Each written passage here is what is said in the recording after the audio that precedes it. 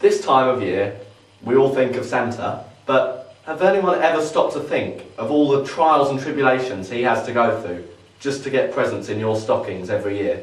In a world obsessed with equality, it would just be wrong to call Santa's workers as elves. They should in fact be called vertically challenged.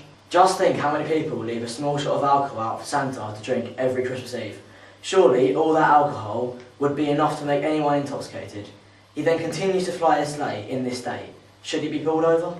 Year after year, Rudolph's nose is used as an advertising ploy without his consent. The sleigh should be guided by a non-branded nose. Santa cannot solely employ just reindeer to pull his sleigh, so by law he should have to employ a variety of animals to pull it. If anyone else on the planet goes down a chimney and into a front room, they could be prosecuted. Santa must have one amazing legal team. With rules and regulations so tight in the politically correct world, there must be a loophole which allows the elves to make all the toys and brand them. It's a wonder how Santa isn't sued by any angry companies. What can Santa give as a gift these days? What is considered acceptable? Sweets are bad for your teeth, chocolate makes you fat, and video games make you lazy. It must be so hard to choose a suitable gift.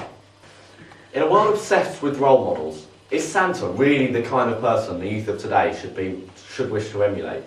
His physical figure is hardly to be desired. He's partial to the odd sherry on Christmas Eve, and he eats more mince pies in one evening than most people consume in their entire lives. Anyone check Santa's sleigh for its safety? Why is it able to avoid the regulations of all the other aircraft? If Santa really does work in the North Pole, then the temperatures must be absolutely freezing, and the elves can't work in temperatures like that. He must supply them with woolly jumpers and hats and gloves. Just think of the colossal cost of this whole Christmas business. Has anyone ever seen Santa do some fundraising or file a tax return? I hope he's not one of those public figures who are involved in tax evasion. They say behind every great man is a great woman. Has anyone ever heard of Santa's love life? Is there a Mrs. Santa? Has there been an expose in Heat magazine? Is there a lady in his life that needs equal recognition? Every aircraft in the sky must submit a flight plan. Has anyone ever seen a flight plan that Santa produced? No, exactly. Being Santa must be a risky business. I'm surprised he doesn't have a queue of health and safety executives wanting to carry out a risk assessment to ensure Santa's safety.